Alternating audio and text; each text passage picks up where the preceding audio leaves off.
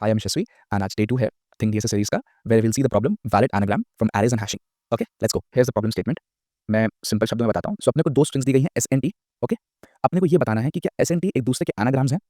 Simple. तो anagram क्या होता है, नेक्स्ट सवाल ये होगा. तो सिंपल मैं बताऊँ, जैसे फॉर एग्जाम्पल एक स्ट्रिंग है cat, C A D cat. ठीक है, इसके क्या एनाग्राम हो सकते हैं. हाँ, इसका एनाग्राम हो सकता है T A C, A C D.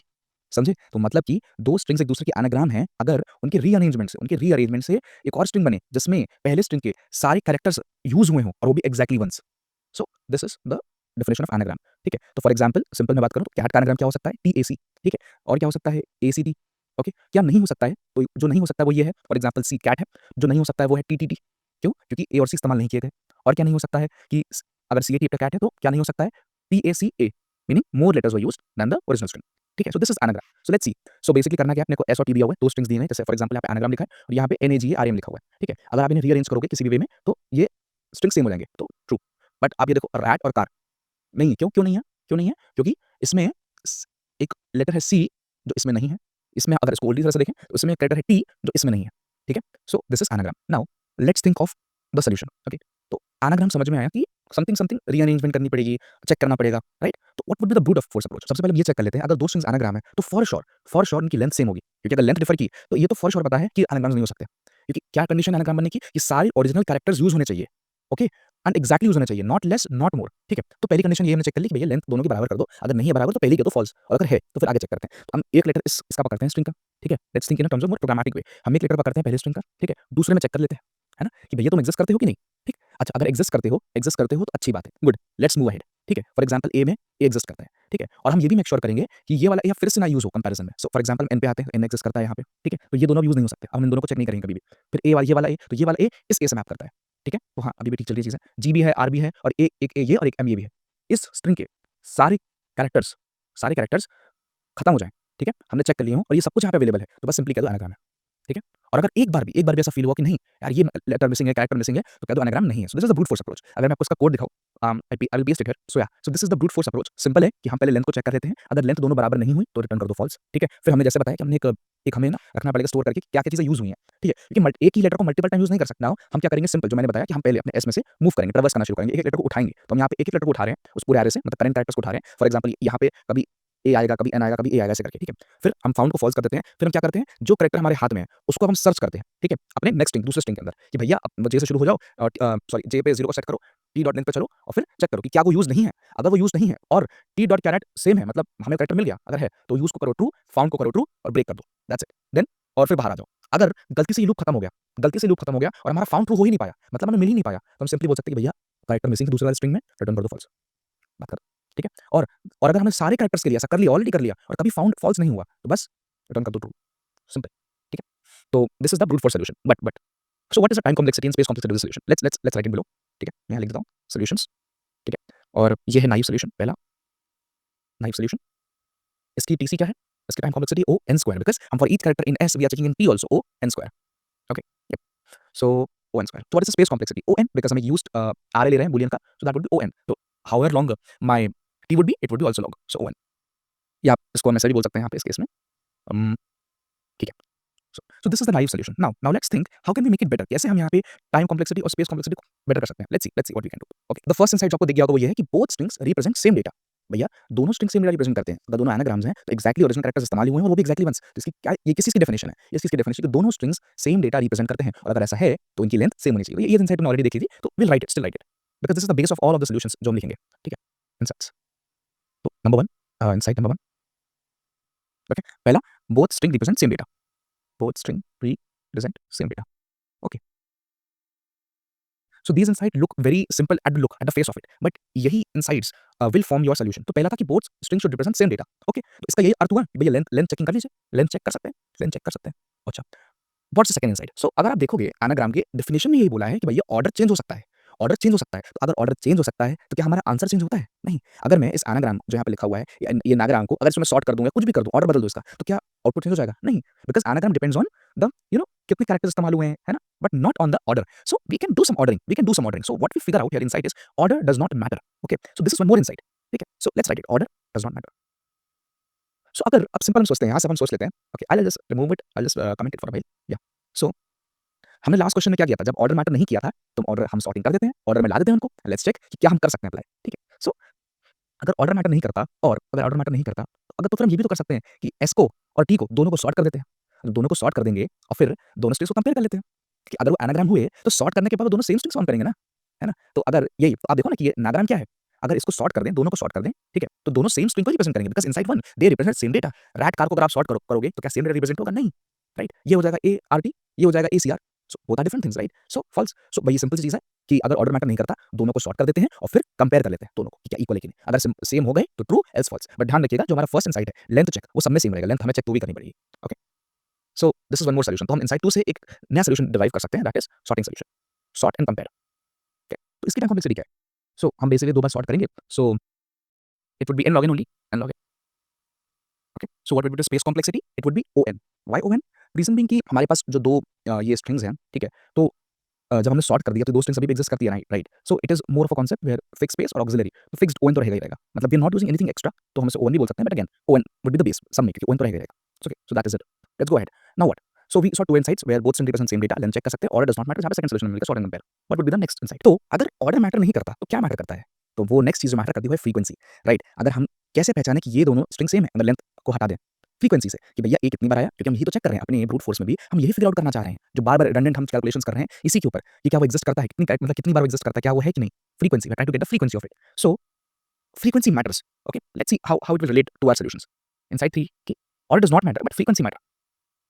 Okay, okay, good. अच्छा, अगर फ्रीक्वेंसी मैटर करती है, तो हमें किसी टाइप का काउंटिंग स्ट्रक्चर चाहिए, है ना? कोई फ्रीक्वेंसी मैप चाहिए, जहाँ पे हम कैरेक्टर को उसके फ्रीक्वेंसी से रिलेट कर सकें। तो जस्ट अगर ये इनसाइट आपको समझ में आए कि फ्रीक्वेंसी मैटर करती है, तो नेक्स्ट इनसाइट समझ में आ जाएगी कि भैया हमें काउंटिंग स्ट्रक्चर चाहिए इसको चलाने के लिए। और अगर काउंटिंग स्ट्रक्चर की बात आई, कोई स्ट्रक्चर की बात आई, जहाँ पे मैपिंग करनी पड़ेगी हमें कैरेक्टर टू उसके काउंट की फ्रीक्वेंसी को, तो क्या यूज़ करेंगे हम? हैश मैप इस्तेमाल करेंगे। सो येस, 4 दैट इज़ कि counting structure is needed, counting structure is needed. So we'll use hash map. So inside 4 helps you bring the data structure into the picture.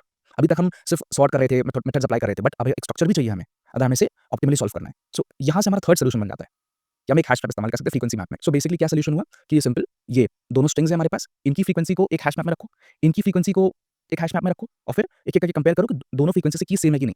तो यही हुआ हमारा solution. तो हमें dual hash map solution लगाना पड़ेगा यहाँ पे। So third would be dual hash map solution. इसकी टाइम कॉम्प्लेक्सिटी क्या होगी? इसकी टाइम कॉम्प्लेक्सिटी सिंपल O(n) ही होगी, राइट? बिकॉज़ हम कुछ नहीं कर रहे हैं, हम सिंपली बस ट्रैवर्स कर रहे हैं। हम ट्रैवर्स कर रहे हैं। हाँ, ऑब्वियसली 2 टाइम्स कर रहे हैं, but the constants are dropped, so O(n). Okay? And what would be the space complexity? Now already हम n सेव कर रहे थे। ऑलरेडी हम n सेव कर रहे थे। Now we have 2 more hash maps to save, right? So again plus 2n हो जाएगा। तो हम we can just drop the constants and we can say it's O(n) only. So हमने यहाँ तक देख लिया डुअल हैश मैप सॉल्यूशन, जहाँ पे हम O(n) पहुँच गए हैं, right? And we have reduced the time complexity from n square to n log n to O(n) now. What else can we do now? What else? So अगर हम देखें, हमें क्या बताना है कि भैया एनाग्राम है कि नहीं? ये नहीं बताना कहाँ पे एनाग्राम वो नहीं बना था, या क्या चीज़ रिपीट हुई, या क्या चीज़ पे वो मैच नहीं कर रहा है, हमें ये सबसे मतलब नहीं है। ऑल वी फिगर आउट कि ट्रू है कि फॉल्स, इतना बताना है। तो याद आया लास्ट प्रॉब्लम क्या था अपन ने? तो वहाँ पे इसी टाइप की प्रॉब्लम पे हमने क्या बोला था, करंट टेंस डुप्लीकेट में क्या कहा था कि हमें जब सब नहीं फिगर आउट करना तो अर्ली एग्जिट इज पॉसिबल। यहाँ पे भी हमें सिर्फ एक इंस्टेंस चाहिए कि जहाँ पे ये एनाग्राम नहीं बनता है, टू प्रूव कि the entire string is not anagram. So the insight number 5 is that early exit is possible. Okay, nice. तो अगर अर्ली एग्जिट पॉसिबल है, अगर अर्ली एग्जिट पॉसिबल है, तो क्या हमारा एक और सॉल्यूशन नहीं हो सकता, जहाँ पे हम ट्रैवर्स करते-करते ही चेक कर लें कि एनाग्राम कंडीशन ट्रू है कि नहीं, और अगर नहीं होती तो वहीं पे बोल दें फॉल्स। हमें ज़रूरत ही ना पड़े कि पहले हम सबको ऐड करें, फिर लास्ट में जाके चेक करें। It does not make sense. We can do it early early only. So what would be the solution? तो यहाँ पे एक हमारे पास सॉल्यूशन ये हो सकता है कि कंज्यूमर प्रोड्यूसर, ठीक है? तो हम हमारे पास एक हैश मैप है, ठीक है? जहाँ पे हम इनकी फ्रीक्वेंसीज़ को ऐड करते जा रहे हैं। फॉर एग्जांपल ए 2 बार आया, ठीक है? एन 1 बार आया, जी 1 बार आया, आर 1 बार आया, ठीक है? ए 3 बार आया एक्चुअली, सॉरी, ठीक है? और फिर एंड देन टी में जाके जो कैरेक्टर हमें दिखा हो, मतलब जैसे अगर एन दिख रहा है यहाँ पे, राइट? तो हम अपने जो मेन हैश मैप है उसमें एन की वैल्यू हटा देते हैं। ठीक है? एन की वैल्यू हटा देते हैं। फिर ए की वैल्यू को -1 कर देते हैं। तो मतलब अगर यहाँ पे ए 3 बार फिगर आउट हुआ था और यहाँ पे एन कितनी बार है? 1 बार है। तो यहाँ पे जब हम शुरू करेंगे तो हमारे हैश में पहले एन में 1 होगा और जैसे हमने एन को एनकाउंटर किया, हम बोलेंगे एन में से घट गया। तो अब एन की वैल्यू 0 हो गई फ्रीक्वेंसी में। ए की अभी को फिर से एनकाउंटर किया यहाँ पे, तो अब ए पहले 3 था हमारे मेन वाले में, अब एक नेगेटिव किया, 2 बचेगा। फिर जी 1 था, अब 0 हो गया। ठीक है? सो हम क्या करेंगे बेसिकली एस स्ट्रिंग प्रोड्यूस करेगा, मतलब फ्रीक्वेंसी को बढ़ाएगा और टी वाली स्ट्रिंग उसको नेगेटिव करेगा। टू द पॉइंट जहाँ पे भी जब भी हम रिड्यूस कर रहे हैं, जब हम यहाँ पे इसको ट्रैवर्स करके रिड्यूस कर रहे हैं और हम देखते हैं कि जब हम रिड्यूस करने जा रहे हैं कि पहले से ही उस कैरेक्टर की फ्रीक्वेंसी 0 हो चुकी है और हम फिर भी रिड्यूस करने जा रहे हैं। हम तभी बोल सकते हैं कि ये एनाग्राम नहीं है। राइट? समझ में आ रहा है? So that is the condition. What it would mean? It would mean कि भैया हमारे पास 3 ए यहाँ पे थे, बट यहाँ पे 4 ए नेगेटिव हो रहे हैं। तो ये तो पॉसिबल ही नहीं है ना होना, गिवन दैट कि दोनों की लेंथ सेम है। इसका मतलब यही है कि कोई ना कोई कैरेक्टर मिसिंग हुआ है या ओवर यूज़ हुआ है। Right? So that's the point. So यहाँ पे हम अर्ली एग्जिट कर लेंगे कि जैसे ही हमने एस ने प्रोड्यूस किए सारी फ्रीक्वेंसीज़ को, जब टी उसको कंज्यूम करेगा और कंज्यूम करते-करते हम चेक कर लेंगे कि क्या कोई एक ऐसा स्ट्रिंग है जो नेगेटिव हो रहा है, मतलब 0 से नीचे जा रहा है। तो हम बस तभी बोल देंगे कि भई it is not anagram. So early exit is possible and this is a single hash map single hash map solution. Okay, and the time complexity is again on, space is on only. Matlab, it's more intuitive, right? That's what I'm saying. So we have got a single hash time solution. What other insight can we see? And then we can reach to a more optimal solution. Okay. So what we can see is कि हमारा constraint क्या बोलता है कि भैया SNT consists of only lower case English letters. तो जब हमको पता है कि हमारा जो पूरा sample space है, पूरा चीज जो है, उसमें सिर्फ English letters ही हैं, वो भी lower case में. क्या combination है? 26 का combination 26 letters होते हैं English में भाई. ठीक है. तो क्या जरूरत है कि hash map ले हम, वो भी ON का. ठीक है. जब हमको पता है कि जितनी possibility का string बन सकता है, वो इन 26 letters से ही बनेगा. तो जो भी frequency सेव करेंगे, अगर A भी आएगा तो वो 26 letters की frequency बनेगी. करेक्ट. तो एक हमें और समझ में आया insight कि भैया 6 कि हम कंस्ट्रेंट जो हमारे पास कंस्ट्रेंट है लेटर कंस्ट्रेंट वो हमको मिल गया. तो जब हमें इनसाइड 6 में लेटर कंस्ट्रेंट तो हमारे पास एक लास्ट सॉल्यूशन आया जहां पे हमारे पास हैश मैप का इस्तेमाल करने की फिर अब जरूरत नहीं पड़ेगी, है ना? क्यों? क्योंकि हमारे पास मल्टीपल मेनी कीज नहीं है, हमारे पास सिर्फ ये 26 कीज है. तो अगर हमारे पास सेट हो गया कि अगर हमारे पास फिक्स कीज हैं तो यार हम एरेज इस्तेमाल नहीं कर सकते जो फिक्स साइज का होता है ना? So that's the solution. So we have to use array solution, array based solution है ये हमारा. ठीक है. तो बेसिकली इसका टाइम कॉम्प्लेक्सिटी क्या है? ON again. And now what is the space complexity? O1. Yes. Why? Because 26 is definite.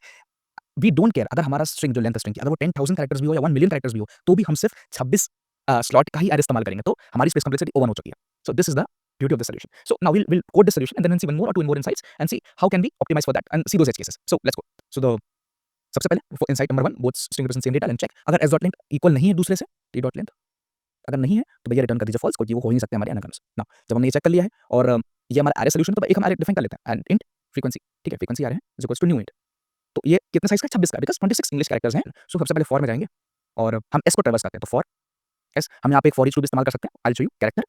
ठीक है. और ch is what s dot to char हमारे पास एक मेथड है टू कैर जहाँ पे हम स्ट्रिंग को एरे में कन्वर्ट कर सकते हैं फिर उस पे इटरेट कर सकते हैं तो इटरेट करते करते हमें पता चलेगा कि हम काउंट में जो हमारा फ्रीक्वेंसी है फ्रीक्वेंसी में.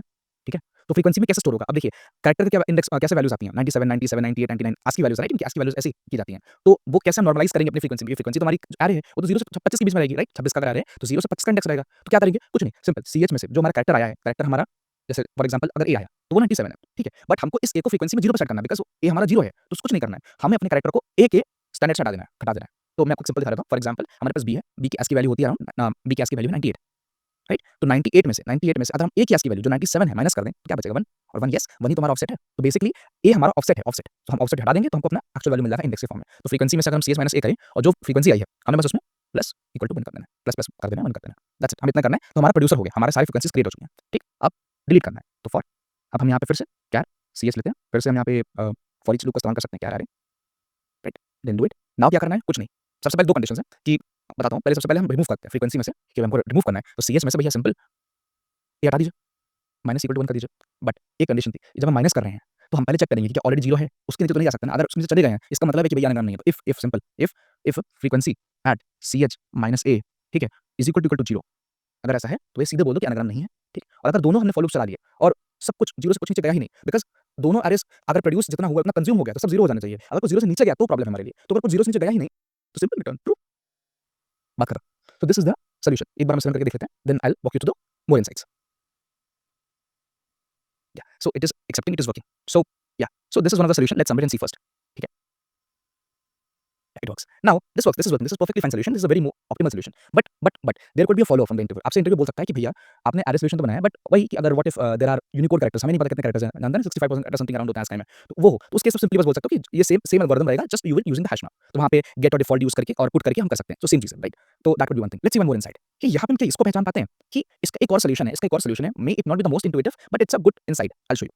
दैट इज कि क्या आप देख रहे हो कि अगर दोनों की स्ट्रिंग की लेंथ सेम है और दोनों को ट्रैवर्स कर रहे हैं अलग अलग तो क्या हम पैरेलल प्रोसेसिंग कर सकते हैं सिमेट्री में? हाँ yes we can do that. So उस केस में आप ज्यादा कॉम्प्लेक्स नहीं करेंगे. हम बेसिकली दो हैश मैप रख के एक साथ मूव करेंगे और दोनों को ऐड करते जाएंगे फ्रीक्वेंसीज को लेते जाएंगे लास्ट में बस चेक कर लेंगे ठीक है कि भैया सेम हुआ कि नहीं.